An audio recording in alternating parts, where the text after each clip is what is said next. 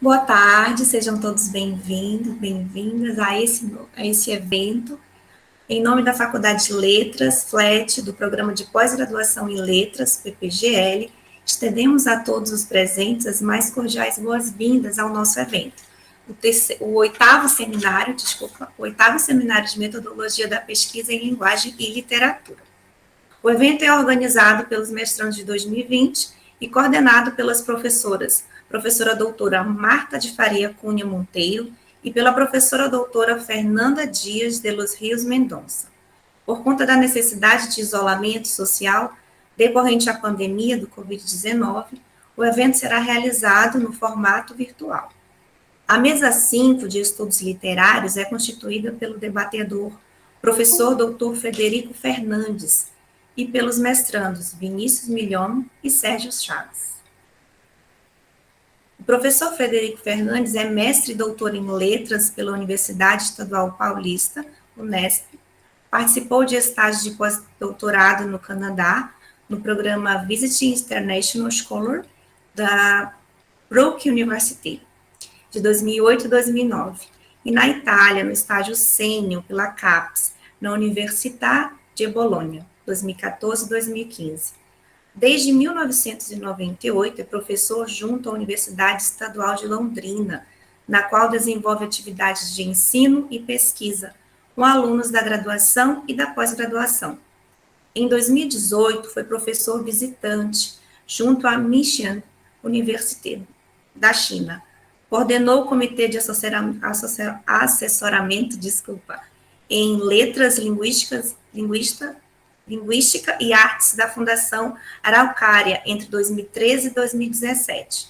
Foi presidente da ANPOL, Associação Nacional de Pesquisa e Pós-Graduação em Letras e Linguística, entre 2018 e 2021. Contribui na reflexão sobre a produção poética na letra e na voz. Seu foco é a investigação de mitos, lendas e causos de moradores ribeirinhos do Pantanal, sul-mato-grossense, a poesia urbana, rappers londrinenses e a poesia neovanguardista, performática, circulada em festivais poéticos e italianos. Os mestrandos terão 15 minutos para suas apresentações dos projetos e o debatedor da mesa terá 30 minutos. Peço que todos que estão aqui possam desligar o seu microfone e a sua câmera. Vinícius, por favor. Ok, então, boa tarde, professor Frederico. Já começo agradecendo novamente sua presença, é uma honra, assim, estar em sua frente, né, devido a toda a sua contribuição e tudo mais, e vou começar minha apresentação. Novamente, boa tarde, meu nome é Vinícius Milhão em Brasil, sou orientando da professora doutora Cássia Maria Bezerra do Nascimento. Sou aluno, né, do programa de pós-graduação em letras, na linha de concentração em estudos literários. Sou financiado pela FAPEAM, que é a Fundação de Amparo à Pesquisa do Estado do Amazonas, e sou membro do grupo de estudos LETER. O título da minha apresentação, né, A Imortalidade da Narrativa, Caminhos para uma Metodologia dos Estudos em Literatura Oral. A partir daí, a gente já começa a reflexão, quais seriam esses possíveis caminhos, como ele se dá no Brasil e tudo mais. Esse não é o título da minha dissertação, é somente o título da apresentação que eu preparei aqui para o oitavo seminário de metodologia. A gente começa a partir do questionamento que quando a gente fala nessas tradições orais, é praticamente labiríntico tentar mapear uma cronologia de uma determinada comunidade. A gente não consegue chegar, então você conhece a história do Boto, mas quantas gerações você conhece? É a mesma história? Então não tem como acontecer isso, né? Mas aí a gente tem uma ponderação que se a pergunta se dá por um membro externo da comunidade, por exemplo, eu, enquanto pesquisador, a intenção é eu me colocar como membro externo daquela comunidade e as pessoas que ali vivem estarão sempre dispostas a dialogar sobre essas narrativas culturais que são passadas de geração a geração, de avô para neto, e enfim. Aqui também a gente já tem uma ilustração do Mapinguari, né? A tradição literária no Amazonas ela é bem forte. Aí eu falo aqui da tradição oral, principalmente. Então, a gente começa no primeiro registro de 1890, com a publicação de Poranduba Amazonense, do João Barbosa Rodrigues. Era uma edição assim que estava praticamente esquecida, mas em 2018, a editora Valer ressuscitou, e aí essa edição belíssima que está aí na ilustração. Ele é um livro de registros orais de comunidades indígenas, então na página você vê a transcrição para o português e também vê na língua original. Seguido dessa, em 1928, a gente já teve o Lendas em Engatu em português. Ele é um livro um pouquinho mais raro de achar, eu achei essa edição, mas ela não tem uma editoração tão fácil quanto a gente já tem o do Poranduba Amazonense, para encontrar, assim, mas tem um PDF na internet. Mas a intenção de falar é um pouco sobre essa tradição literária oral especificamente. Mas aí o que vai diferir minha pesquisa dessas obras históricas que já estão aí há anos, né? Eu trabalho com a memória oral recolhida com narradores locais ribeirinhos aqui na Amazônia. E aí as tradições orais, infelizmente, vêm se perdendo. Eu peguei esse primeiro argumento no livro, no texto do Harris, do Mark Harris.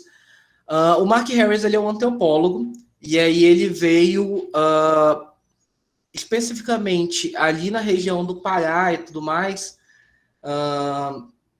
ele veio visitar uma comunidade que já tinha sido visitada por Eduardo Galvão em Santos e Visagens. Quando o Eduardo Galvão veio ainda na década de 60, o nome do livro é Santos e Visagens, alguma coisa numa comunidade de Itá, no Amazonas. Mas é um nome fictício, e aí o Harris, quase 50 anos depois, fez a mesma visita, na verdade, e ele constatou isso, que devido à expansão da religião protestante, essas lendas têm se perdendo.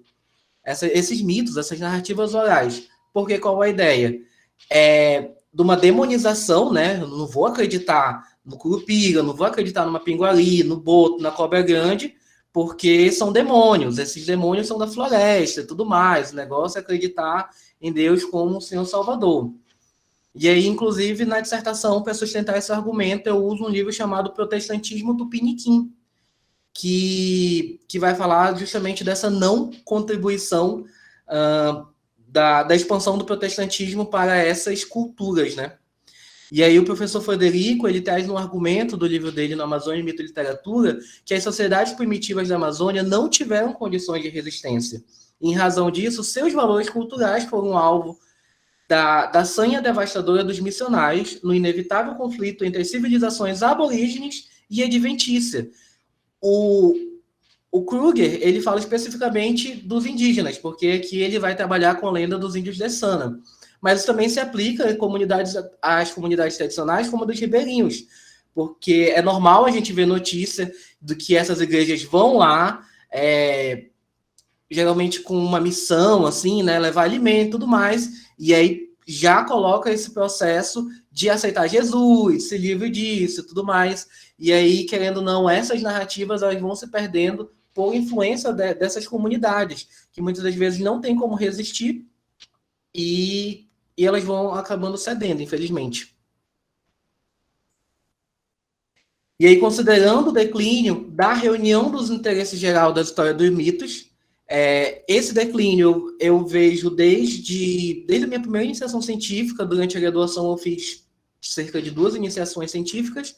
Eu sempre quis trabalhar com lendas e mitos, e eu sempre tive muita dificuldade em encontrar material oral, era sempre literário. Então, a lenda, ela acontece, ela está acontecendo enquanto a gente está aqui, alguém pode estar contando num beiradão da Amazônia, só que quando um autor ele faz esse processo de literariedade, algumas coisas se perdem. E eu sempre tive muita dificuldade em encontrar esse material nessa forma mais pura.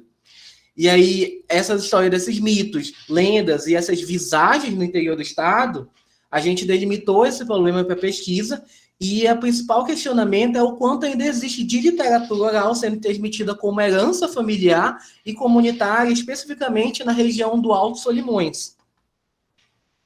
E aí, onde fica o Alto Solimões, né? Eu não sei se o professor Frederico tem esse conhecimento, mas eu trouxe aqui. O Alto Solimões é essa região laranja aí, aqui na esquerda da imagem, onde está esse círculo rodando aí. Eu escolhi trabalhar especificamente com a região de Tocantins. Para chegar até Tocantins, são 6 dias de barco, porque é subindo o rio. Então, quando sobe o rio, demora muito mais. Ou, para ir de avião, eu tenho que pegar um avião para Tabatinga, que é aqui, e depois descer o rio, mais algumas 12 horas de lancha, né? É uma comunidade de difícil acesso, mas eu escolhi justamente pela distância da capital. A capital é onde está esse círculo aqui rodando, né? Não, o círculo passando verticalmente. E aí é bem distante. Então a ideia é que não teve tanto processo de aculturação. A gente sabe que teve, né? Porque nessa região do Baixo Amazonas, então a gente vai falar aqui de Parintins, de Itacoatiara, mais próximos, o desenvolvimento tem chegado com muito mais força, diferente da comunidade lá em Tocantins. E aí, chegando em Tocantins, a ideia é trabalhar não com a cidade em si, mas com a zona rural da cidade. Então, eu chegaria na cidade e ainda pegaria um barco, uma voadeira, né? E colocaria mais 1-2 horas aí para dentro e ir atrás dessas comunidades. Dentre as obras de referência sobre literatura amazônica, então já falei aqui do professor Marcos Frederico Kruger, da UEA, com Amazônia, Mito e Literatura, em que ele já vai trazer essa questão do mito, especificamente para os Lessanos, em Antes o Mundo Não Existia. E eu também trabalho com a concepção do Loureiro, de 2015, Cultura Amazônica, uma Poética do Imaginário. Essa concepção do Loureiro, inclusive, é a que mais me orienta num sentido mais teórico, porque ele já traz uma análise um tanto fenomenológica, porque ele vai trazer elementos do Bachelard, do Duran. Então, esses elementos, para compreender como funcionam essas estruturas do imaginário do Loureiro, vão aparecer também na minha dissertação. Dentre as obras de referência sobre folclore a nível nacional, eu destaco toda a obra do Camargo Cascudo, praticamente, né? Mas eu decidi aqui escolher a literatura oral no Brasil, de 2006, mas aí a gente vai ter Geografia de mitos brasileiros, o Dicionário de Folclore, do Camargo Cascudo, e enfim. O Rossini Tavares de Lima, ele me ajudou muito nessa concepção da ciência do folclore. Afinal, o que é folclore, como ele se constitui e que parte dessa ciência, como ela funciona. Não só ele, mas como Silvio Romero e muitos outros folcloristas famosos e que vão ajudar a trazer esse argumento de como é o folclore, e aí depois a gente leva para a literatura oral. E aí, para Cascudo, a literatura folclórica é totalmente popular, mas nem toda a população é folclórica. Isso é uma discussão, e aí que, enquanto aluno do programa de pós-graduação, eu já tenho enfrentado de professores falar, não, você está estudando cultura popular. E eu falo, não, eu estou estudando folclore. E aí vem esse debate aí que ainda acontece um pouco dentro da academia, e eu tento, na dissertação, trabalhar melhor esse argumento do que é realmente o lugar da cultura popular e o que é realmente o folclore, onde eles se encontram, onde eles se divergem. Apoiado também na teoria da residualidade literária e cultural, desenvolvida ali principalmente na UFC, né, pelo Gerlich, encabeçado pelo Roberto Ponte. Já de anos ele tem desenvolvido um trabalho fabuloso lá, e aí eu trago aqui o Matizes de Sempre Viva, que foi o livro publicado em 2020, com as pesquisas mais recentes do grupo. Tem um número da revista Decifrar, que é a revista aqui da UFAM, que é apenas um dossiê apenas sobre residualidade. E aí alguns conceitos principais, né, como resíduo, que é esse elemento que perpassa nas culturas, e quando chega, ocorre esse processo de cristalização, ele traz até a metáfora do açúcar, né? A hibridização cultural e a endoculturação, que também são alguns termos bem comuns assim nos estudos culturais, mas quando eles chegam principalmente nessa teoria da residualidade, a gente vê como eles se aplicam na literatura e na cultura como um todo. Para a compreensão do mito e a classificação cósmica, né, eu trago o Gaston Bachelard e o Gilbert Durand. Então, traçando essa linha dos estudos imaginários, começa lá com Husserl, e aí vai passar pelo Bachelard, vai ter o Jung, vai ter o Maffezoli, vai ter o Durand, E, enfim, toda essa sequência de autores aí eu escolhi trabalhar principalmente com Bachelor, e aí eu fui vendo que, infelizmente, o Bachelor não ia dar conta de onde eu queria chegar, fui trabalhar com Duran, que ele tem uma perspectiva incrível sobre mitocrítica e mitoanálise. Isso vai ajudar justamente na compreensão lá no final da análise desses mitos. Como é um projeto que envolve pesquisa com seres humanos, eu decidi submeter o Comitê de Ética em Pesquisa, né, embasado nos regimentos. Então, a gente vai ter o 466, que vai falar especificamente sobre pesquisa com seres humanos, mas com uma perspectiva de bioética, mas ele já vai trazer ali os argumentos do TCLE, da importância de ter esse termo de compromisso, do que o pesquisador deve fazer, não deve fazer, e da resolução 510, que já é uma resolução específica para as ciências humanas. Até que ponto a gente deve submeter, até que ponto a gente não deve submeter. Então, o meu processo ainda está em avaliação pelo Comitê de Ética, ele já voltou uma vez, submeti novamente, estou esperando o aval para poder começar, de fato, a pesquisa, mas, certamente, quem pretende trabalhar com literatura oral, esse é um dos caminhos que devem ser seguidos. E aí, dentre as etapas do meu projeto, né, eu faço o adendo aqui que o meu projeto, ele, inicialmente, quando ele foi submetido no programa de pós-graduação em letras, ele era para ser presencial, mas devido a todos os acontecimentos da pandemia, eu tive que mudar tudo para tornar à distância. E aí tem uma resolução do CONEP, né, nacional, que orienta como eu devo proceder à distância, mas na dissertação eu abordo os caminhos para quem vai trabalhar realmente indo a campo, que eu não pude, porque quando eu submeti ao Comitê de Ética, mesmo falando que eu já estava vacinado e tudo mais, eu tive o entrave maior porque pelo meu público, que eu vou já falar, e porque a universidade ainda não liberou as atividades presenciais, mesmo que seja pesquisa, não liberou. Então, eles não quiseram me dar o aceite, e aí eu realmente tive que mudar tudo. Então, a primeira etapa é o contato com os participantes por meio do aplicativo de mensagem, o WhatsApp, né, o mais famoso. Esse contato ele vai se dar por indicação. A partir de que modo? Tem os alunos, no caso a minha orientadora, ela é coordenadora do PARFOP, que é o programa de licenciatura, né? E aí tem o núcleo em Tocantins. E aí eu iria fazer contato com esses alunos, perguntar se esses alunos conheciam alguém que se encaixasse nos critérios da pesquisa, e a partir disso eu ia pegar o número e fazer o contato pelo WhatsApp, caso eu não conseguisse pelo WhatsApp, porque a gente sabe que, como é o interior, tem muito problema de internet.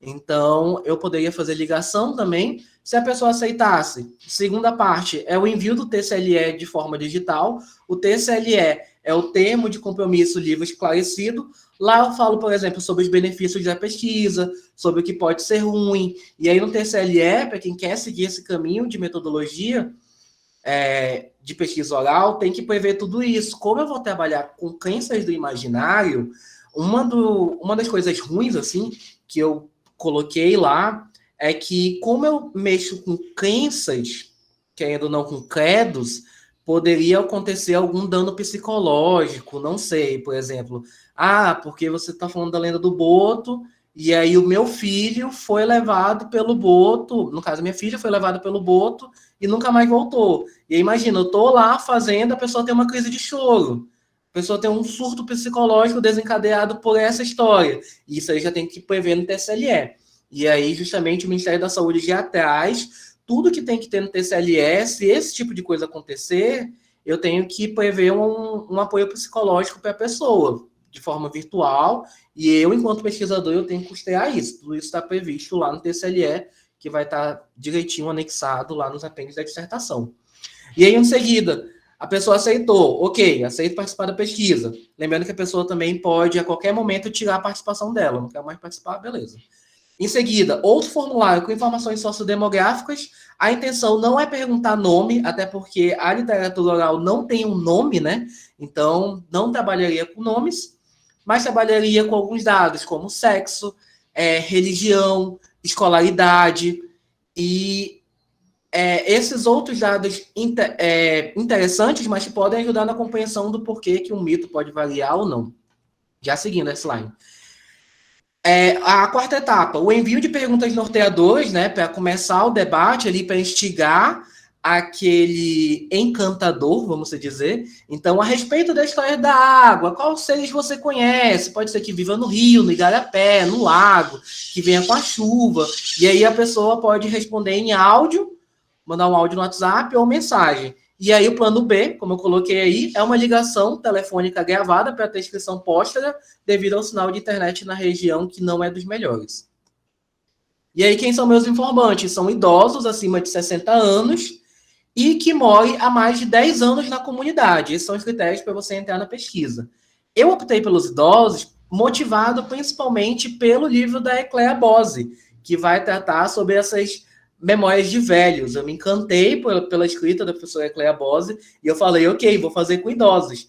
Já tem um trabalho muito parecido com o meu, feito pelo PPGLA, que é da Universidade do Estado. Só que ele não foi submetido no comitê e tudo mais, e foi numa comunidade aqui em Manaus.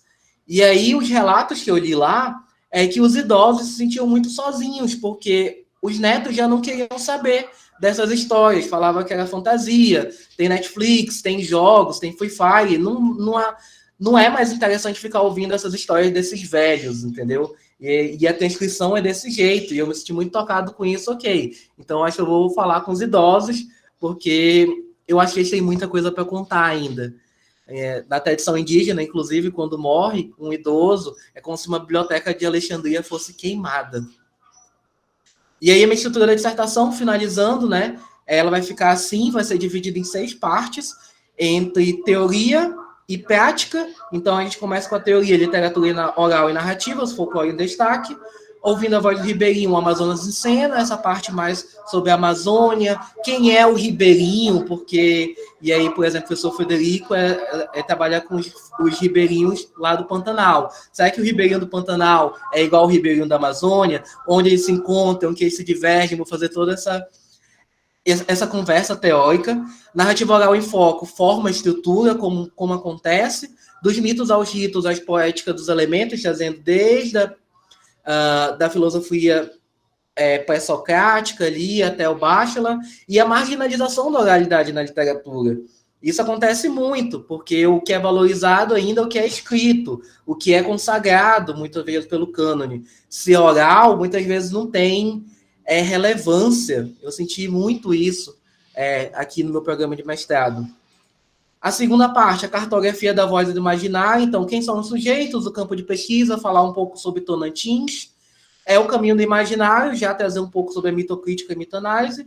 Terceira, o encantador, o contador / encantador, da transmissão à percepção, a performance, aqui ele vai entrar o Poussuntor, memória, fonte de arquivo, e depois reconhecimento, identidade e memória, como tudo isso contribui para a narração desses ribeirinhos. Ética e cuidados com as narrativas, então aqui eu vou falar um pouco sobre o registro do arquivo e narrativas orais, aquelas prerrogativas do Ministério, que às vezes as pessoas não querem ler, mas vou trazer aqui um pouquinho mais facilitado, até porque a gente não tem isso na graduação em letras.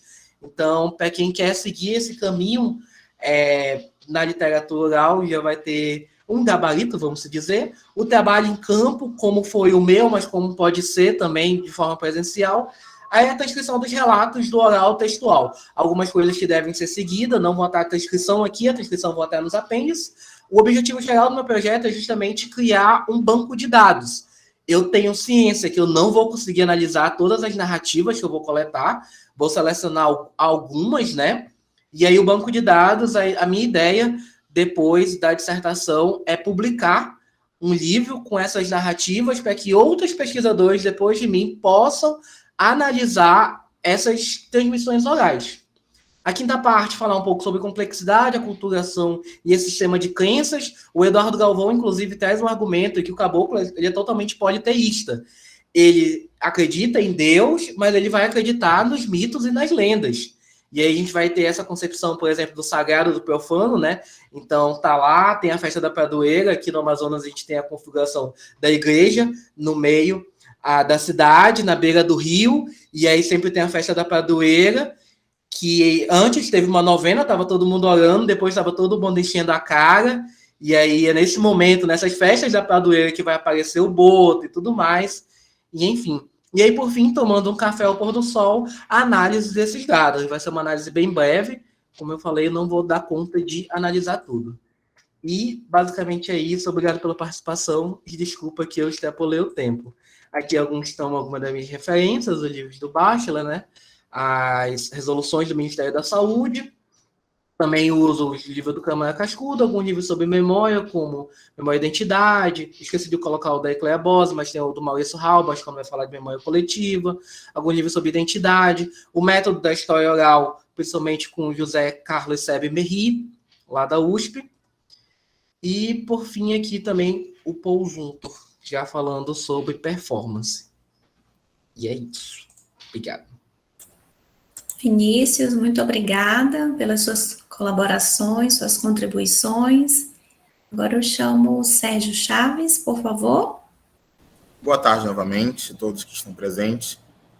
Eu sou o mestrando Sérgio Chaves, sou orientando da professora doutora Cássia Maria Bezerra do Nascimento, e eu trago como objeto de estudo algo bem interessante, e é o Boi-Bumbá de Parintins em estudos literários. É algo que eu venho desde criança convivendo, e sempre me disseram que o boi é cultura, é arte, e não literatura. Então, conversando com a professora Cássia, conversando durante toda a graduação, resolvi mostrar e trazer para as pessoas que o Boi-Bumbá também é literatura. E esse tema é o previsto para a minha dissertação, ainda em construção. Tivemos algumas adaptações, o projeto foi alterado, foi modificado, mas para um intuito bem, para um desenvolvimento bem melhor para a dissertação. Você pode passar, por favor? Dentre meus objetivos gerais e específicos, o geral é compreender os autos do boi do Festival de Parintins em estudos residuais como textos literários. Vou utilizar a teoria da residualidade para trazer os autos e trabalhar o auto do boi do Festival de Parintins. E como específico, fazer compreender o conceito de residualidade para análise dos resíduos do passado e de outras produções que se acumulam na mente humana e que estão presentes num texto de forma involuntária e através de diferentes estruturas e temáticas. Pode passar, por favor. Investigar sobre o auto do boi nas toadas do Festival Folclórico de Parintins, com os elementos dos autos portugueses, do Bumba Meu Boi e outros bois em suas manifestações pelo Brasil afora, pois o Bumba Meu Boi, o Boi de Mamão, o Boi-Bumbá de Parintins possuem a mesma estrutura, mas elementos folclóricos diferentes. Investigar sobre o mito popular brasileiro no Boi-Bumbá, comparando com a ensinação do folguedo do Bumba Meu Boi no Brasil. Perguntaram o que seria de literatura. Mostra-se o teatro. Todo ano, o Festival de Parintins mostra um teatro a céu aberto. A grande apresentação dos dois bois, com temáticas diferenciadas a cada ano, mas com a mesma estrutura, apresentando o alto do boi. Pode passar esse, por favor. Dentro da minha estrutura da dissertação, tem essa introdução e uma proposta para os possíveis capítulos da dissertação. A literatura e a cultura brasileira, trazida na tradição europeia, que fala, sobre os estudos sobre o medievo na literatura e na cultura popular brasileira, com a fundamentação na residualidade literária e cultural, visto que é por meio da residualidade que podemos comprovar que o alto do boi possui traços passados e vem sendo modificado a cada mudança de localidade. Daí eu utilizo Pontes, Wellington Rodrigues, Torquato Lima e Karina Moratti. Pode passar. Próximo, a cultura brasileira e a tradição oral, os estudos sobre os autos e toadas, em leituras de Câmara Cascudo Paz Loureiro e Kruger. Origens do Bumba Meu Boi, do Alto do Boi e do Boi Bombado de Parintins, com o Wilson Nogueira, e análise do Alto do Boi nas competições do Garantido e do Caprichoso do Festival de Parintins nos anos de 2017, 2018 e 2019. Fazendo também uma comparação com algumas toadas mais antigas que ressaltam a tradição do Alto do Boi, como surgiram os bois, como eles retratam o Alto do Boi, que antigamente eram feitos nas ruas, saíam passeando pelas ruas de Parintins e fazendo a teatralização e a encenação do Alto do Boi. Pode passar essa, por favor. Falar agora um pouco do Boi Bombado, do meu referencial teórico. Peguei a citação do Wilson Nogueira. Os bombais Garantido e Caprichoso ressaltaram elementos culturais locais, porém, sua estrutura básica de encenação resguarda as personagens fundadoras, o boi, o vaqueiro, sua mulher, o fazendeiro e outros ainda que ressignificados. Daí, outro motivo e mais uma prova de que há residualidade, de que há elementos residuais de outros lugares, de outras culturas. Pode passar, por favor. E qual é a lenda? Qual é a encenação do Alto do Boi? É contar de diversas maneiras, mas o conceito geral é a história da escrava Caterina, né, da negra grávida, que pede com desejo de comer a língua do boi para o seu marido, que é o Chico, o pai Francisco. E é o boi mais bonito da fazenda. Ela deseja comer a língua desse boi. Então, Chico, que é aquele, né, querendo resolver os problemas, querendo dar o melhor para a sua esposa, ele simplesmente mata o boi e retira a língua. E aí, o dono da fazenda se irrita, pois a sua filha, que é a Sinhá, ama o boi e é como se fosse o seu filho querido. Então, ele automaticamente manda prender o Chico, né, o pai Francisco, e com isso eles fazem um processo de ressurreição do boi, de cura do boi. Só que esse boi, ele retorna, ele ressurge em forma de pano. E aí acabam em festa. Ressaltando uma outra situação em que foi questionado também por que ele queria a língua, ela queria a língua do boi, né? E não o boi, a carne. Lembrando que eles eram negros. Então, que se era possível comer, era a língua, era desejo do que eles poderiam. Que também será um dos questionamentos possíveis para a minha dissertação. Pode passar essa, por favor.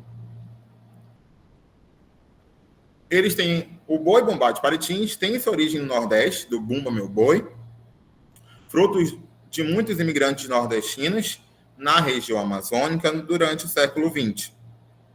Então, trouxeram várias manifestações culturais que foram incorporadas e adaptadas pelo povo do Norte, pela população nortista, com lendas, rituais, música, dança, além de figuras mitológicas, que aí entram pajés, feiticeiros, a Cunhamporanga, né, que é a índia mais bonita da tribo, assim como as figuras folclóricas, que é a rainha do folclore.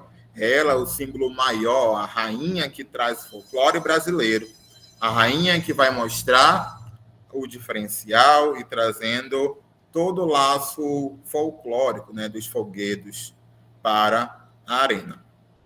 Pode passar, por favor. Aqui eu trouxe um mapa, né, no caso da região do Amazonas, em que eu tenho os dois bois de Parintins, Garantido e Caprichoso, eu tenho também na imagem a Cunhaporanga, tanto do Garantido quanto do Caprichoso, o apresentador, e na parte de cima do mapa nós temos as rainhas do folclore, Garantido e Caprichoso.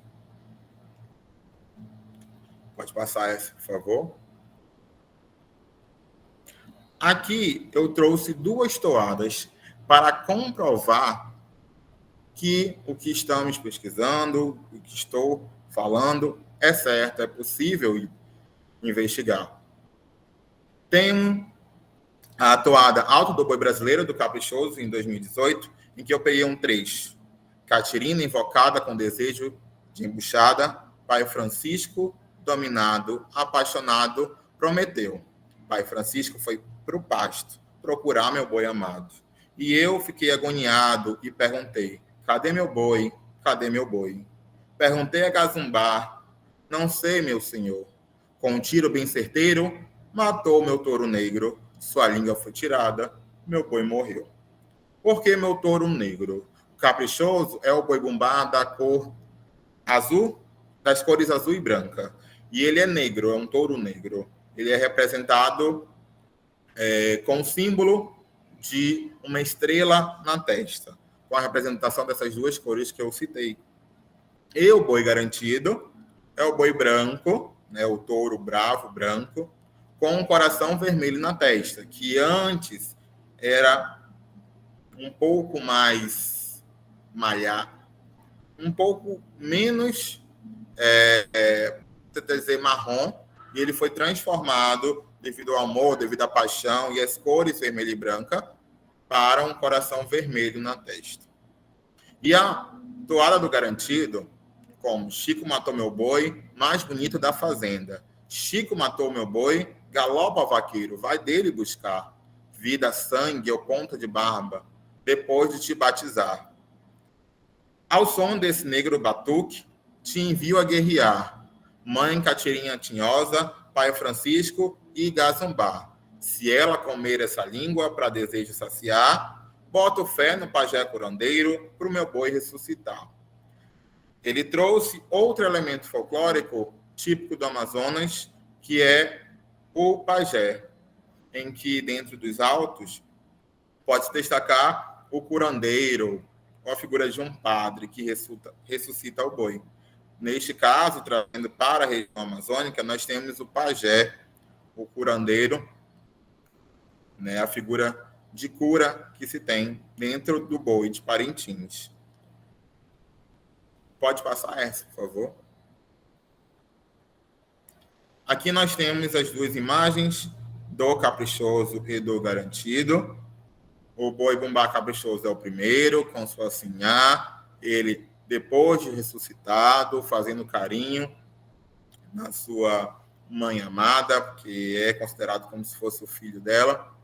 E na segunda imagem tem-se o Garantido na hora em que ele foi abatido, né? Em que a sinhá descobre que ele foi morto pelo Pai Francisco. E também o amo do boi, que é o fazendeiro da fazenda, que são itens do Festival Folclórico de Parintins. Pode passar esse, por favor. Aqui eu apresento o meu referencial teórico, ainda em construção, pois foram feitos alguns questionamentos e algumas mudanças. Inicialmente, trabalharia Macunaíma com registros do Alto do Boi.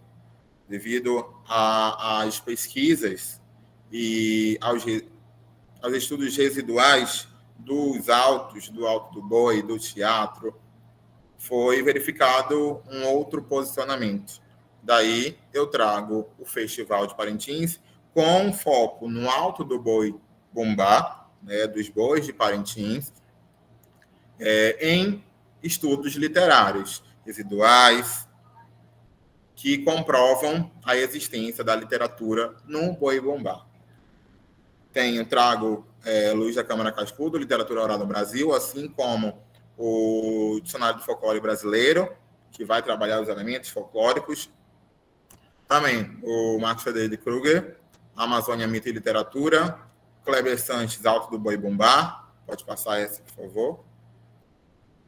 Wilson Nogueira, Festas Amazônicas, Boi Bumbá, Ciranda e Sairé. Além desse, também coloco como o Boi Bumbá, que é outro livro do Wilson Nogueira. E trago também José William Craveiro Torres, Além da Cruz e Espada, acerca dos resíduos clássicos na demanda do Santo Graal. Pode passar. Também trago algumas outras referências e trabalhando também o Roberto Pontes, Lindes Disciplinares da Teoria da Residualidade, e outros autores que estão dentro da revista Decifrar, volume 7, de 2019, como citados acima. Termino aqui a minha fala, agradeço, muito obrigado.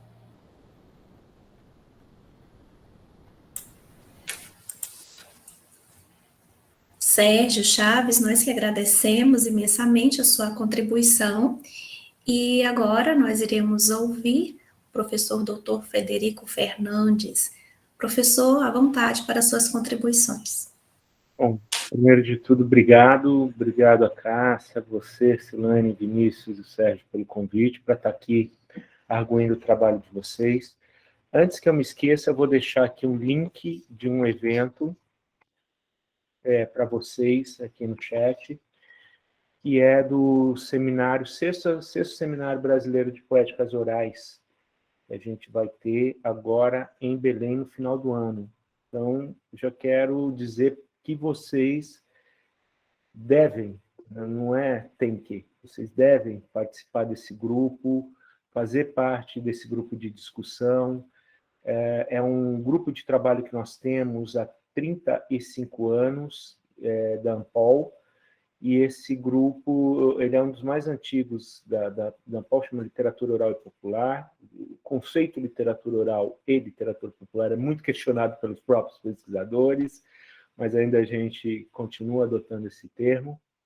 Por que ali? Porque é um grupo de gestão de pesquisadores do Brasil inteiro que estão tratando desses temas, né? E vocês são muito bem-vindos, os trabalhos de vocês são muito bem-vindos, né? Eu vou estar na ocasião do seminário trabalhando com questão da voz e afeto, questão de uma teoria das afetividades para essa relação ali, tá? Quero cumprimentar tanto o Vinícius quanto o Sérgio pela proposta de pesquisa, eu achei muito boa, genial, eu diria, né? Enfim, se eu tivesse na Amazonas, eu teria feito um percurso semelhante ao de vocês. Mas na ocasião eu estava no Pantanal, eu fiz um outro percurso, né, metodológico. E eu estou trabalhando com isso daí há 30 anos na minha vida, né? Comecei finalzinho de 1991 e estou agora, esse ano completa 30 anos ali que eu estou trabalhando com essas investigações com relação à voz. E eu acho que no início da minha pesquisa eu trazia muitos dos dilemas que vocês estão trazendo para as falas de vocês. E eu queria deixar muito claro que vocês não precisam se preocupar com isso. Primeiro dilema, a questão de ser ou não literatura. Quando alguém falar para vocês isso é literatura ou isso não é literatura, relaxa, você pode jogar a contra-pergunta para a pessoa no seguinte sentido: Odisseia é literatura? Ilíada é literatura? Né? Porque o que nós vamos entender, o que nós concebemos como literatura, ou algo dentro do campo de discussão dos textos literários, né? Algo que tem um mecanismo de produção, fazer dessa literatura, de circulação, a forma como circula o texto, e de armazenamento, a forma como nós temos contato com esse texto no momento posterior, que são diferenciados, são mecanismos diferenciados. Ora, o que eu quero dizer é o seguinte: Ilíada e Odisseia não foi considerado literatura, e é considerado grande caminho da literatura só porque foi impresso, mas é porque ele tinha um mecanismo de produção oral, de circulação por meio do Aedo e dos rapisodos, né? Figura tanto do Aedo quanto do rapisodo no mundo antigo são muito importantes, quanto uma memória oral que depois passou a ser uma memória impressa, uma memória do livro. E veja que a todo momento parece que vocês têm que ter a segurança da memória impressa, né, do registro do texto, para dizer que ele tem uma existência. Não. A existência dele está na voz, está no aqui agora, está na sua atualização, tá? Então fiquem muito seguros disso daí, fiquem muito seguros da performance, do impacto que tem a performance, da construção poético-textual, daquilo que é contado para vocês e de como que vocês participam desse ouvir. Isso é que vocês têm que trazer efetivamente à tona para o trabalho de vocês. Porque senão, vocês vão correr o risco de fazer uma abordagem diacrônica do texto, do tema que vocês estão investigando. Tanto do boi, bumbá, quanto também das narrativas orais, dos mitos que o Vinícius está trabalhando. E qual é o risco da abordagem diacrônica? É de vocês deixarem de ouvir efetivamente o narrador, perceber efetivamente o que é esse evento, essa festa, né, no caso do Sérgio, para tentar entender esse processo histórico, tentando fazer liames entre o passado e o presente. E o presente é uma atualização do passado, gente. O presente é um elemento de significação e de hipersignificação, eu diria, desse passado. Tá? Então, fiquem muito atentos a essa questão do presente ali nos textos de vocês, dessa abordagem diacrônica. Tá? E eu diria mais para vocês, quem traz essas leituras é, na verdade, Pousuntor, né? Vocês pegaram o performance, leitura e recepção dele. Agora, tem um livro dele que eu acho que é, julgo fundamental para vocês, que é o Poesia Oral. Introdução à Poesia Oral, desculpa. Que é um clássico, vamos dizer assim, dos estudos sobre oralidade. Porque lá, viu, Sérgio, você vai entender o que é narratividade, construção da narratividade em meio a uma festa. Ou, no caso Vinícius, o que você vai entender sobre essa narratividade na construção do próprio narrador ribeirinha, ou do próprio narrador, né, amazônico dali. Como é que você vai discutir isso daí? Quais são os métodos? O que é relevante? Né? O que modifica na narrativa que ele conta? Então, por exemplo, quando eu estava no Pantanal, trabalhando, eu peguei uma história chamada História de Botijas, que é aqueles ouros encantados, que as pessoas enterram ouro e vê uma luz amarela, né? Ou vê até um fantasma que fica assombrado e tal. E aí eu peguei 30 versões dessas histórias e comecei a comparar. Então você vai achar um núcleo estruturante, né, dessas histórias, mas você vai achar os núcleos que são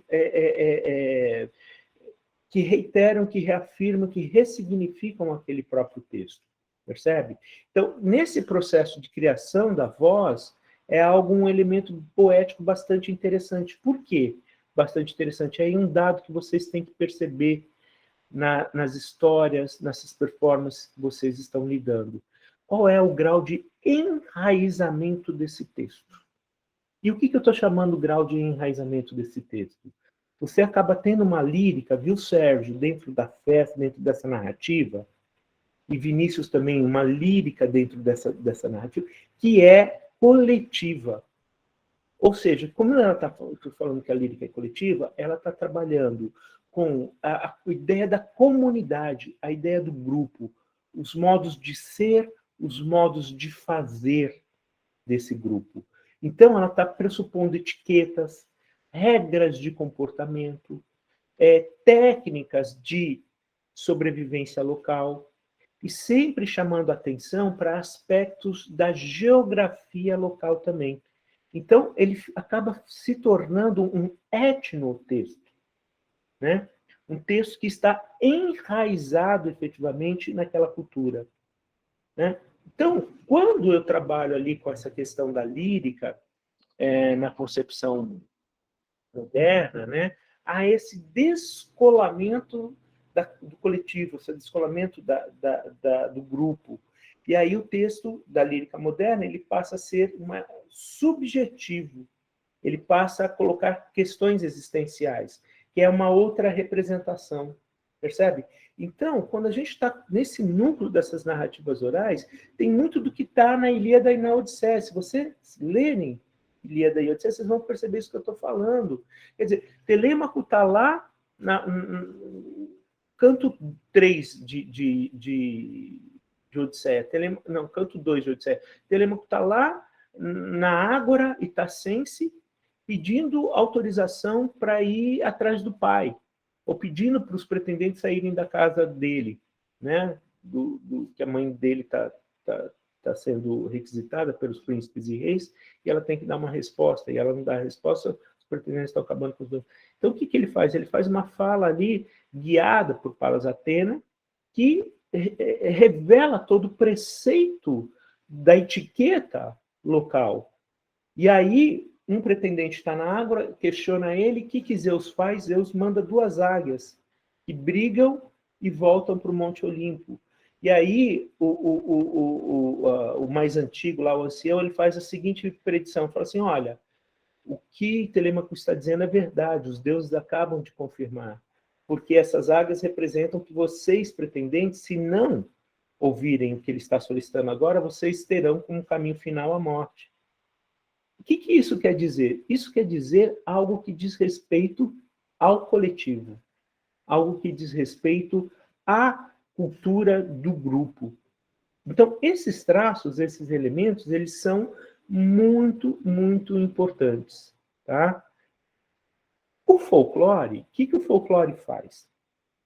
O folclore, principalmente o brasileiro, né?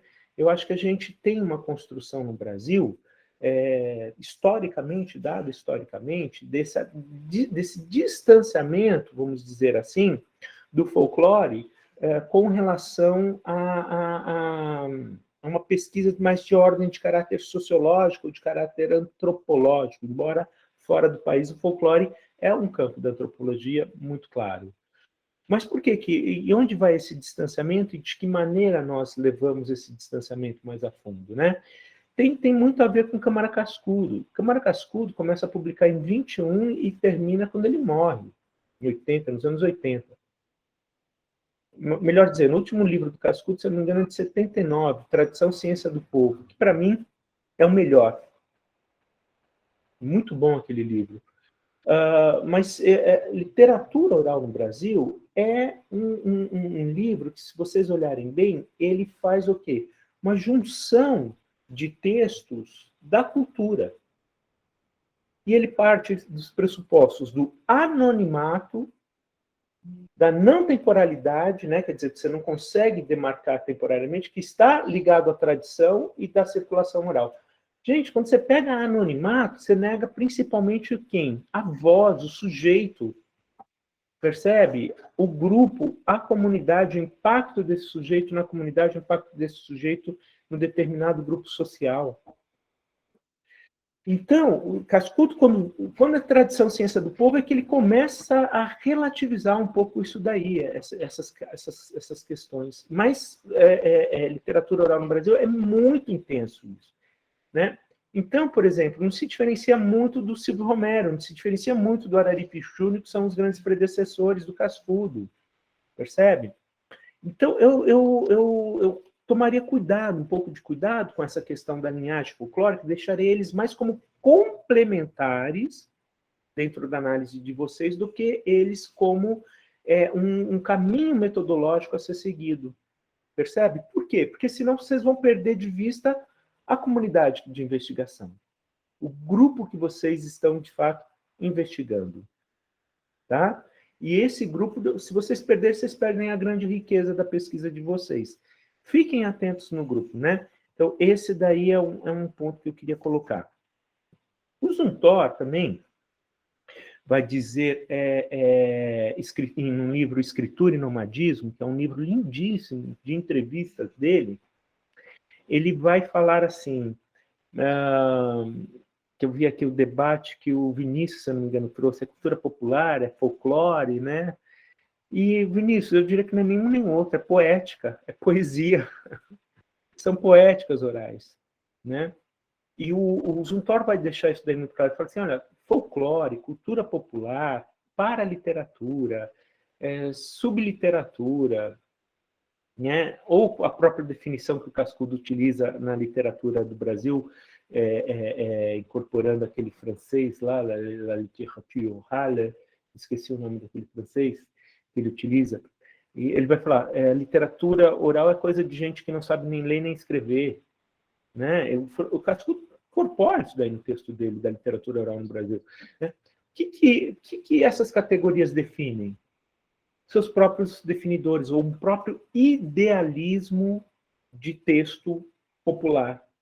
Né? Então, eu acho que são categorias ali já ultrapassadas. O que a gente tem visto, o que a gente tem percebido? Formas de expressão e de manifestação poéticas por meio da voz.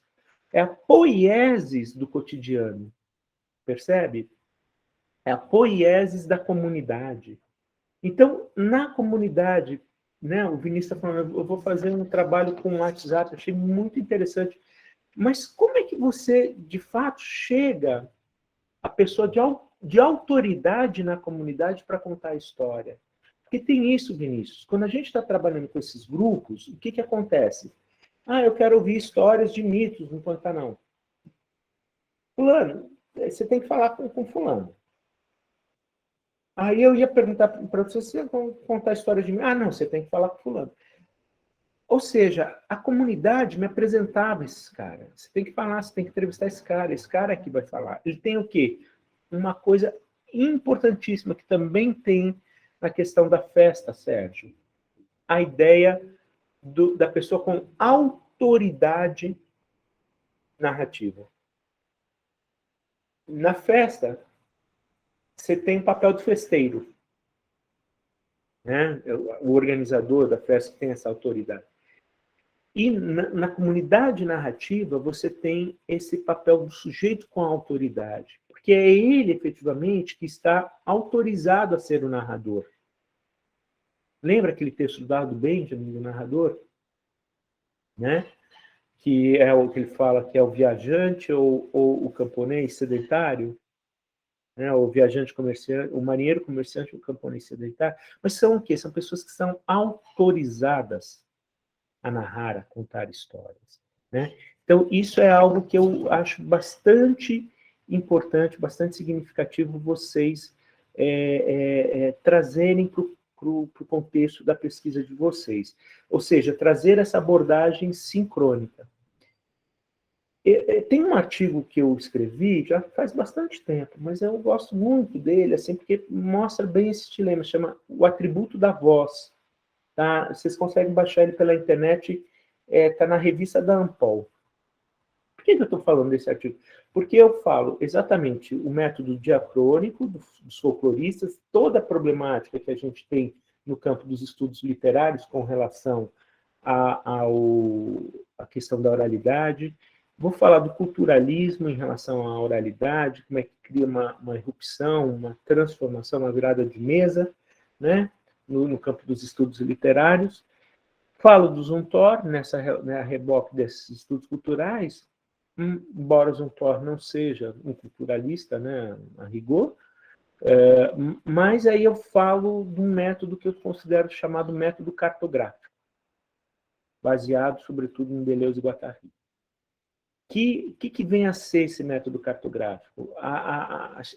O lance da gente entender o processo da construção da narrativa, e a gente como elementos participativos, investigador como elemento participativo do processo de construção dessa narrativa. Tá? Então, eu sugiro que vocês deem uma lida ali, se vocês tiverem dúvida, eu me coloco à disposição para estar conversando com vocês sobre esses métodos, né, sobre essas relações.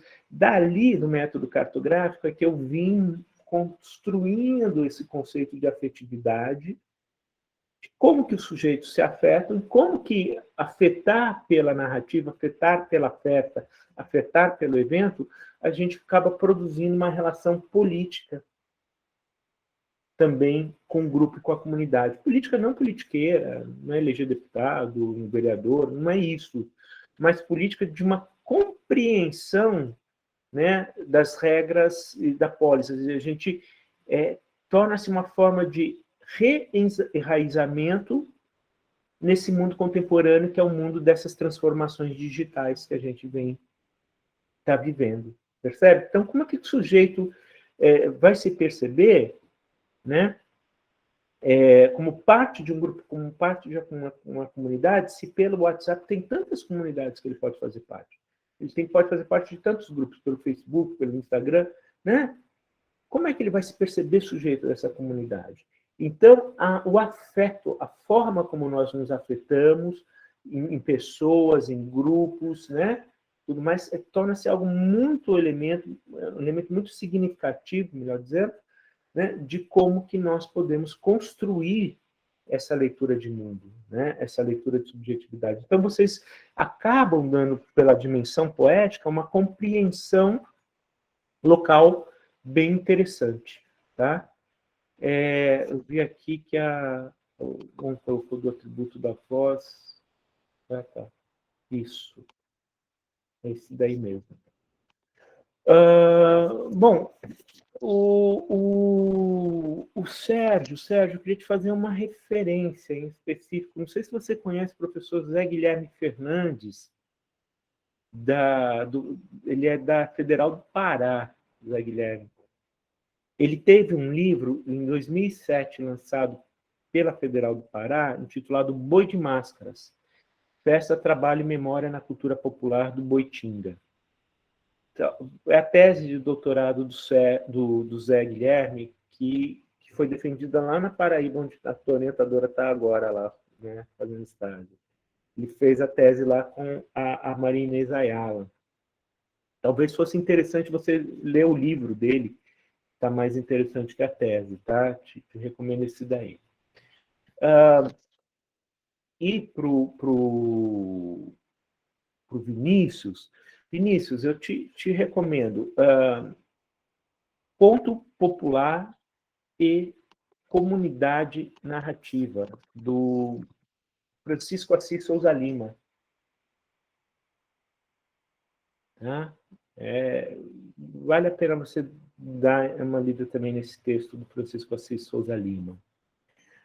Vinícius, eu queria só entrar em detalhe também com relação a uma parte que você valoriza bastante na tua dissertação, até inclusive você fala dessa questão que ela vai se tornar um capítulo, né? Ela estará presente no capítulo que é a questão da ética. Um pouco de cuidado. Por quê? Porque a resolução do Ministério da Saúde, ela é considerada no campo das humanidades como uma infralegislação. Em que sentido? Você tem uma resolução do campo da medicina legislando sobre todas as áreas do conhecimento que não são, inclusive, da medicina. Por exemplo, eu, enquanto pesquisador das humanas, eu posso obedecer a resoluções do Ministério da Ciência e Tecnologia, do Ministério da Educação, a que eu tenho ligado e tal, mas o Ministério da Saúde tem pouco a ver com aquilo que a gente tem discutido aqui nas humanas. E a resolução, ela tem vários problemas, por exemplo, para a questão das humanidades. Vou te dar 2 exemplos claros aqui. Suponhamos que a pessoa vai trabalhar como traficante, com tráfico de drogas, e vai entrevistar traficantes. Como que ele vai passar um termo de compromisso, de compromisso livre e esclarecido? O cara vai assinar ali que ele é traficante? Não, eu sou traficante daqui que eu assino, onde que eu assino? Jamais, não cabe, percebe? Outro detalhe do TCLE, termo de consentimento livre e esclarecido. Outro detalhe, por exemplo, um linguista que vai fazer trabalho de campo, o que acontece com ele? Quando ele mostra o termo e fala que ele é da universidade, a pessoa já tende a utilizar o português normativo, não o português local. Percebe? Então, ele tem que conversar com a pessoa, gravar a língua fala dela no comum, mas se ela fala, sou da universidade, a pessoa já congela, né? Para que isso aconteça. E isso, por exemplo, para nós, no nosso campo, das oralidades, gera muita confusão, né? Porque, de fato, você pega pessoas que vão ler aquele documento e não vão entender o que é aquilo, onde que eu assino, né? E aí você fala do Zé Carlos Sebe Beaumerry, que eu acho bem legal o manual de história oral dele, né? Que você cita ali, você cita o Canto de Morte Kaiowá também, né? O Zé Carlos Sebe Beaumerry, eu acho bem interessante, porque ali ele já dá alguns pressupostos metodológicos da pesquisa que, a meu ver, dispensariam essa relação do comitê de ética. Que o comitê de ética, ao olhar da biomedicina, ele tende mais a congelar o nosso trabalho do que efetivamente criar um mecanismo de reflexão, de discussão ética. A gente está lutando contra isso daí, Vinícius, desde a promulgação dessa resolução, tá? E nós conseguimos, como um avanço, a criação de um projeto-lei 7.082, que está para ser votado agora no Senado, que a gente pede que seja ética de pesquisas com seres humanos, com a expressão em clínica. Em clínica. Por quê? Em clínica, exime o pesquisador das humanidades de ter que passar pela plataforma Brasil, pela CONEP. Porque a CONEP, embora tenha representantes das humanidades, os representantes de humanidades lá na CONEP, eles nunca são ouvidos, de fato, efetivamente. Tem esse grande conflito ali. Tá? E o que a gente tem falado ultimamente com relação à ética? Que as associações nacionais, elas têm que fazer o preceito ético, né? Tem que fazer ali as diretrizes éticas de cada área. E se eu citar no meu projeto que eu vou seguir aquelas diretrizes éticas, eu tenho que responder por ele. Eu não preciso ter uma avaliação a priori, mas a avaliação é caso você tenha um questionamento de ter infringido alguma regra da condução do Código de Ética. Percebe? Você muda bastante a consideração, você desburocratiza a pesquisa e você faz isso daí sem muita preocupação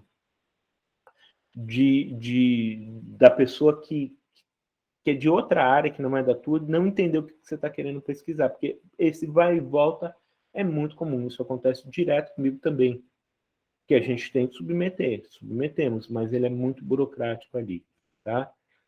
Bom, meninos, eu que gostaria muito de ver esse trabalho de vocês concluído, gostaria muito de lê-lo. E de antemão já os convido a integrar o nosso GT, a gente é muito acolhedor, a gente gosta de conversar com pessoas que estão pesquisando esses temas, né? E convido vocês para participarem do seminário, para se integrar ao nosso GT, né? A gente tem reuniões anuais, um ano é o seminário brasileiro, no outro ano é o Congresso da Ampol, a gente sempre se reúne, ou no Congresso da Ampol, no Seminário Brasileiro, e é um espaço muito bacana de acolhimento e de trocas de ideias. A gente tem a revista também, que é a Boitatá, não sei se vocês já conhecem, né? A revista do GT, que já tem mais de 10 anos essa revista, e é bem interessante.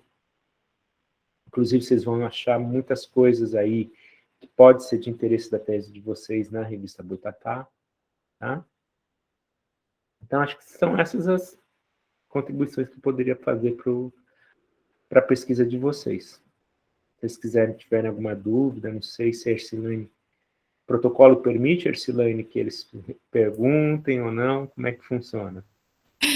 Pode ficar à vontade. Esse momento é único, né? Um momento de troca, de diálogo, crescimento, acolhimento também. É muito interessante nós ouvirmos esses diálogos e nos sentirmos, assim, acolhidos de fato na pesquisa, porque às vezes o mestrado, a maioria do discurso que nós ouvimos é que o mestrado é muito distante, né? O mestrado é algo só, mas esse evento e essa possibilidade da comunicação faz com que pensamos e modifiquemos, né, nossa imagem em relação a isso. Então, Vinícius e Sérgio, por gentileza, se vocês tiverem algumas considerações, fiquem à vontade.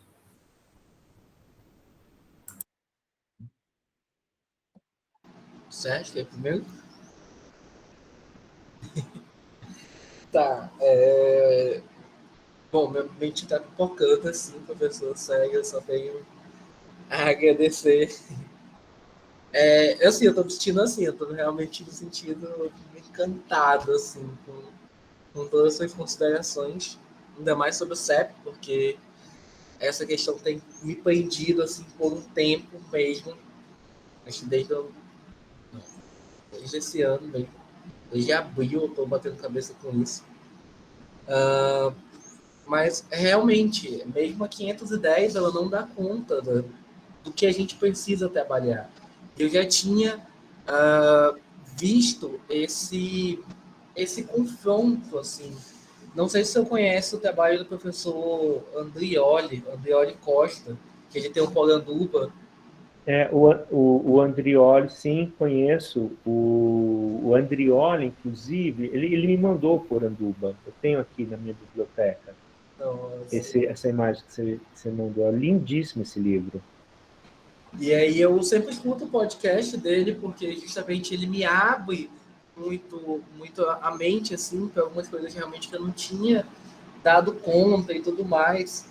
Ele foi, assim, durante a pandemia, né, foi o meu guia, assim, quase todo dia eu escutava um episódio. Aí eu não conseguia nem escutar o episódio todo, que eu parava e ficava refletindo, ok, mas eu preciso ver isso no meu trabalho.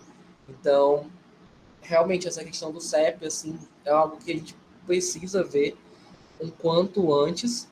E, e é uma coisa que eu sempre falei com a Cássia sobre esse afeto da narração, de justamente essa não possibilidade de eu poder ir à comunidade, porque o CEP, o meu parecer inicial do CEP foi que eu não poderia ir à comunidade por causa disso, por causa da universidade.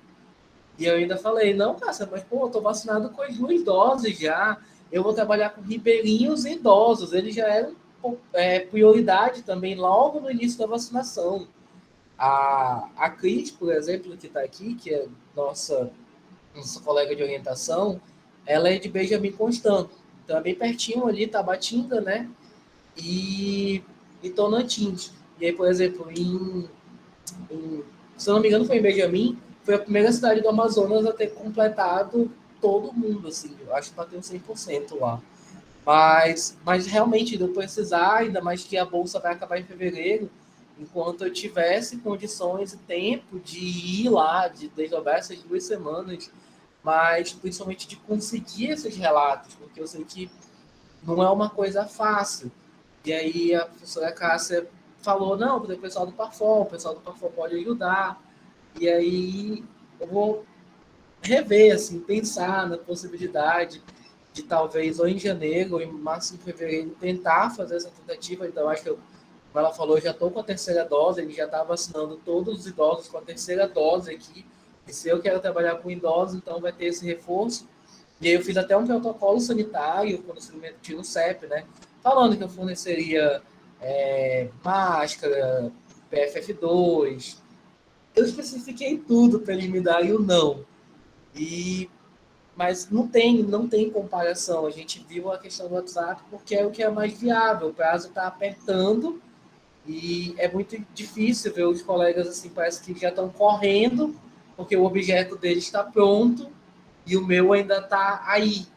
E esse empecilho que o senhor falou de ficar justificando que é literatura e tudo mais, foi o que eu falei, eu acho que é muito do programa. Eu senti esse impacto logo na entrevista que eu falei assim, perguntaram o seu objeto. E eu fiquei, meu objeto está aí, ele está acontecendo, meu objeto é literatura oral, eu vou atrás do meu objeto. E aí a banca de avaliação ficou, ok, isso é muito estranho, a gente não está acostumado a trabalhar com isso. Então, isso tem me atrasado também, né? E desde que está na pandemia e tudo mais. Mas se eu tiver realmente a possibilidade, pelo menos uma ida a campo que seja, para conseguir o contato com essas autoridades, eu acho que seria o ideal. Poderia ter menos material, mas eu focaria na qualidade, né? É sempre aquela concepção na gastronomia que a gente tem, é que menos é mais. Então, muito obrigado assim, por abrir meus olhos e E é isso. Muito obrigado. Legal. Lembrei de um texto também, Vinícius, de um colega nosso, um amigo meu que já falecido. Primeira coletânea de textos que eu fiz, intitulada Oralidade e Literatura, tem até está disponível já na internet esse livro. Ele escreveu Literato em Terra de Antropólogo. Ele trabalhava com candomblés na cidade de Londrina, né, terreiros de candomblé. E era muito interessante isso daí, porque a gente não é aceito nem na antropologia, porque a gente é da letra, e nem aceito na letras porque a gente está com objeto considerado antropológico. Então, é muito bacana essa coisa desse entre-lugar que a gente acaba ocupando no meio. Mas, assim, eu quero dizer para você que os programas mudaram muito, e a gente tem muita tese, muita dissertação sobre esses temas, né? Eu mesmo estou orientando um aluno da Colômbia, no doutorado, está escrevendo sobre narrativas Oitoto aí no Amazonas, bem na fronteira, lá em cima com a Colômbia. É um trabalho genial que ele está fazendo também. E isso tem se modificado mesmo, né? Agora, sempre pensando a partir dessa perspectiva vitoriana, né, da performance, desse relativismo cultural. Bem legal. Sérgio. Então, professor, só tenho a agradecer por todas as suas considerações, seus levantamentos. Falar também que a questão do afeto no festival, cada boi é um afeto diferenciado. Quando você pergunta sobre o surgimento de cada um, há um lado de afeto para quem está na diretoria, principalmente quem é da família. Porque, por exemplo, no Garantido, né, o filho de Lindolfo, o bisneto, o tataraneto, é que tem aquele poder de falar, de dizer como Garantido surgiu, ou então os Rock City do Caprichoso, eles que têm, por exemplo, tem uma sinhazinha que é a Cid, Valentina Cid, do Caprichoso, aí eles sempre ressaltam que é da família, que é tradição, então tem aquele afeto muito grande. E verificar também, né, as outras questões que o senhor falou para mim, e agradecer, só tenho a agradecer muito. Ainda vou modificar algumas coisas, inclusive em conversa com a professora Cássia. Pensamos em perguntar, em conversar com essas pessoas que têm autonomia, que possuem, que é da família, que é da tradição, que possam falar e possam trazer um pouco mais desses questionamentos. Novamente, obrigado por essa aula magnífica que o senhor deu agora. Eu estou também encantado, o nervosismo até passou. Estou muito feliz por o senhor ter aceitado o nosso convite. Mas não precisa ficar nervoso não, viu, Sérgio? Você sai muito bem, você fala muito bem. Os dois, aliás, falaram muito bem, então de parabéns. Cássia está de parabéns também pelo trabalho que vem fazendo aí. E meu convite para vocês é de integração. Vamos trabalhar em equipe, vamos trabalhar conjuntamente, que isso vai ser bem bacana. A gente ganha, vocês ganham também. Isso é algo na academia que a gente tem que valorizar muito. E que uma das coisas, além de várias milhões de coisas horríveis que teve nesse processo todo, né? Essa questão da atividade remota foi um ganho legal, acabou sendo um ganho legal, né? Porque, olha, jamais dentro da situação de normalidade que eu teria, né, de estar aí, viajar de Londrina para Manaus para participar de uma arguição, né? Não que não fosse relevante, é muito relevante esse trabalho. Mas olha quanto que a gente ganha podendo fazer, né? Eu continuo com a minha agenda aqui, vocês continuam com a agenda. Aí a gente consegue fazer essa integração. Então, estou à disposição de vocês também, caso precisem, ter alguma dúvida, quiser conversar, tá? Coloco à disposição. Professor Frederico, eu agradeço demais. Eu anotei várias questões aqui para os meninos. Bom demais eles escutarem, porque tem umas coisas que eu falo sempre que não adianta, né? Acho que eu virei santo de casa, né? Que falo, mas não adianta. eles passaram esse ano numa ideia de preocupados demais com todas as interrogações que foram feitas para eles durante disciplinas, interrogações sobre na verdade, o que tu começaste a falar, né? Sobre ser literário ou não, sobre os próprios objetos, os sujeitos, afinal, dá nome, não dá nome a esses sujeitos. Então, foram essas questões ficaram, acho que bateram na cabeça deles como um problema muito grande e eles não conseguiram diluir isso e arrastaram até agora, mesmo falando, vamos seguir assim mesmo, continue. Esse é o trabalho de vocês. Outro dia eu estava professor, vou contar a verdade, outro dia eu estava fazendo o Sérgio resgatar o Festival de Parintins para a pesquisa dele, porque eu disse que tinha se perdido em argumento teórico. Sérgio, resgata a tua pesquisa, Sérgio. Tu está tentando florear aqui com argumento teórico que foge da defesa do festival. Então, é importante demais a gente ter a tua presença, a tua fala nesse momento de afirmar a importância da pesquisa deles e claro, é assim mesmo, muitas coisas precisam se ajustar. O Cássio, você me permite mais uma parte assim de falar para eles que eu acho que é um problema que a gente enfrenta geral. Cuidado, gente, com capítulos teóricos. Sabe aquele capítulo que você fica 30 páginas falando da teoria, fazendo aquela análise da teoria, e aí depois você vai para a análise do texto, você não aplica nada do que você falou na teoria, porque você dá a impressão, eu já falei, mas aí fica solto, né? A dissertação fica solta.